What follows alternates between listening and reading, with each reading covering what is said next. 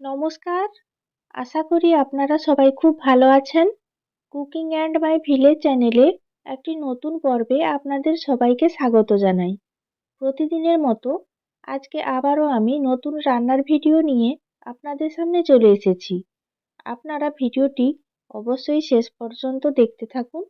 আশা করি রান্নার ভিডিওটি আপনাদের ভালো লাগবে।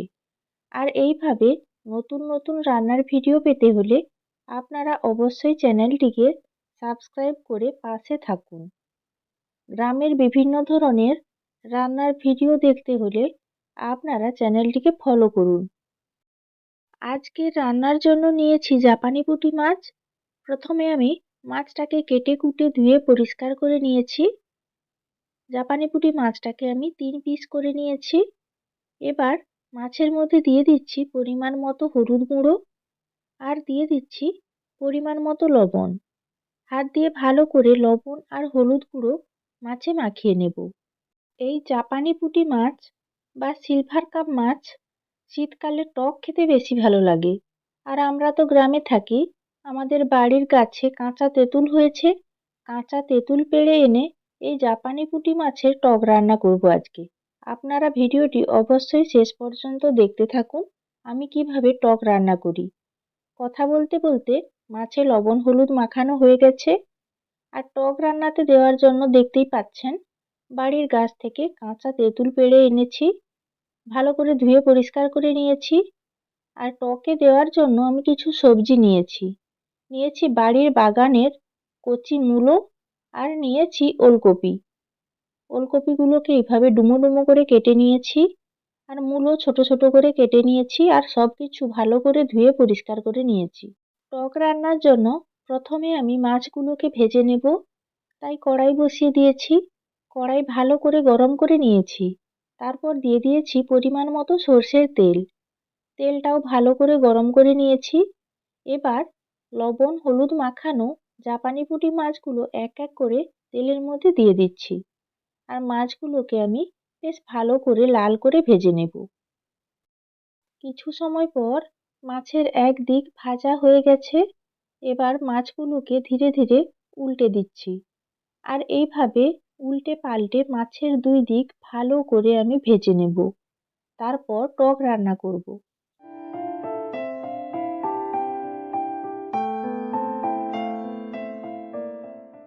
মাছগুলো ভাজা হয়ে গেছে। দুই দিক উল্টে পাল্টে লাল করে ভেজে নিয়েছি। এবার মাছগুলোকে বাটিতে তুলে নিচ্ছি। আর আজকে আমি এই কাঁচা তেঁতুলের টকে কিছু বড়ি ব্যবহার করব। এই বড়িগুলো আমাদের বাড়িতে তৈরি করা চাল কুমড়োর বড়ি। আর এই কাঁচা তেঁতুলের টকে এই চাল কুমড়োর বড়ি দিলে খেতে বেশ ভালোই লাগে। আমরা তো ঝোলে বড়ি দিই, কিন্তু টকে এই চাল কুমড়োর বড়ি দিলেও খেতে দুর্দান্ত লাগে। উল্টে পাল্টে বড়িগুলোকে আমি লাল করে ভেজে নিচ্ছি। তারপর টক রান্নাতে ব্যবহার করব। আর এই শীতের সময় চাল কুমড়োর বড়ি তৈরি করলে বড়ি বেশ ভালো হয়। বড়িগুলো ভাজা হয়ে গেছে, তুলে নিলাম। এবার একই কড়াইতে আমি দিয়ে দিচ্ছি 5 ফোড়ন আর দিয়ে দেব কয়েকটা চেরা কাঁচা লঙ্কা। এই কাঁচা তেঁতুলের টকে কাঁচা লঙ্কা মেখে খেতে দারুণ লাগে। আপনারা চাইলে কাঁচা লঙ্কার পরিবর্তে শুকনো লঙ্কাও ফোড়ন দিতে পারেন। নাড়াচাড়া করে ফোড়ন ভালো করে ভেজে নিয়েছি। এই পর্যায়ে আমি কেটে রাখা ওলকপি দিয়ে দিলাম আর একই সঙ্গে কেটে রাখা মূলো দিয়ে দিলাম। এবার ওলকপি ও মূলোর মধ্যে দিয়ে দিচ্ছি পরিমাণ মতো লবণ আর দিয়ে দিচ্ছি পরিমাণ মতো হলুদ গুঁড়ো। এবার নাড়াচাড়া করে সবজিগুলোকে ভালো করে কষিয়ে নেব। আর এই মূলো আর ওলকপি দিয়ে পাকা তেঁতুলের টক যেমন খেতে ভালো লাগে, তেমনি কাঁচা তেঁতুলের টকও খেতে ভালো লাগে। শীতের সবজি, এই সবজিগুলো টকে দিলে বেশ ভালো লাগে। আর কচু দিয়েও আমরা টক রান্না করি গ্রামের দিকে। তবে আজকে ওলকপি আর মূলো দিয়ে টক রান্না করব। ওলকপি আর মূলো কিছুটা কষিয়ে নেওয়ার পর দিয়ে দিলাম ধুয়ে রাখা কাঁচা তেঁতুল। মূলো আর ওলকপির সঙ্গে কাঁচা তেঁতুলগুলোকেও হালকা নেড়েচেড়ে নিচ্ছি। আর মূলোর একটা কাঁচা গন্ধ থাকে, এই গন্ধটা অনেকে পছন্দ করেন না। এইভাবে নেড়েচেড়ে হালকা কষিয়ে নিলে মূলোর আর কাঁচা গন্ধ থাকবে না। দেখতেই পাচ্ছেন আপনারা, কিছু সময় নাড়াচাড়া করার পর সবজিগুলো ভালোভাবে কষানো হয়ে গেছে, কালারটাও ধীরে ধীরে চেঞ্জ হয়ে গেছে। এই পর্যায়ে কিছুটা সর্ষে বাটা আমি জলে গুলে নিয়েছি। এবার সর্ষে বাটা গোলা জল দিয়ে দিলাম। জল দেওয়ার পর খুন্তি দিয়ে ভালোভাবে নাড়াচাড়া করে দিলাম। সবজিগুলো সেদ্ধ হবে। এই পর্যায়ে টক ফুটতে শুরু করেছে, আর আমি 5 মিনিটের জন্য ঢাকনা লাগিয়ে সবজিগুলো সেদ্ধ করে নেব।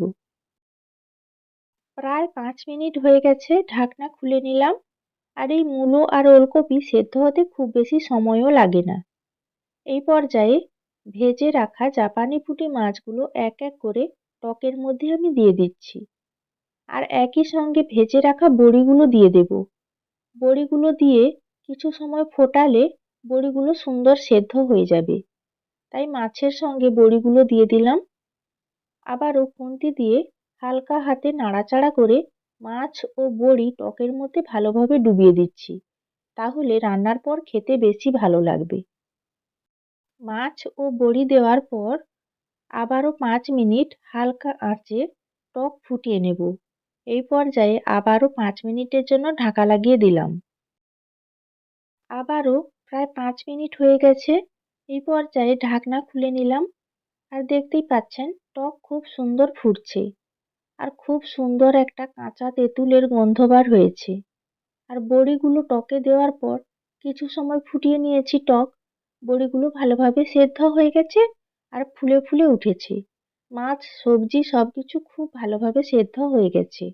আর এই পর্যায়ে আবারও একবার হালকা হাতে নাড়াচাড়া করে দিলাম। আপনারাও এইভাবে চাল কুমড়োর বড়ি দিয়ে কাঁচা তেঁতুলের টক একবার বাড়িতে রান্না করুন, খেতে দুর্দান্ত লাগে। আর এই কাঁচা তেঁতুলের টক দেখে আপনাদের জিভে জল আসছে কিনা জানি না, তবে রান্না করতে করতে আমার জিভে জল চলে আসছে। তৈরি হয়ে গেছে কাঁচা তেঁতুলের টক, আর চাল কুমড়োর বড়ি দিয়েছি। আপনারাও বাড়িতে একবার এইভাবে চাল কুমড়োর বড়ি, মূলো, ওলকপি, কাঁচা তেঁতুল দিয়ে মাছের টক রান্না করুন, খেতে খুব ভালো লাগে। আর সঙ্গে যদি আপনারা কাঁচা লঙ্কা মেখে টক দিয়ে ভাত খান, এই শীতের দুপুরে একদম মুখরোচক লাগবে। আশা করি কাঁচা তেঁতুলের টক রান্নার ভিডিওটি আপনাদের ভালো লেগেছে। আর ভিডিওটি যদি আপনাদের ভালো লেগে থাকে, লাইক, শেয়ার ও কমেন্ট করবেন।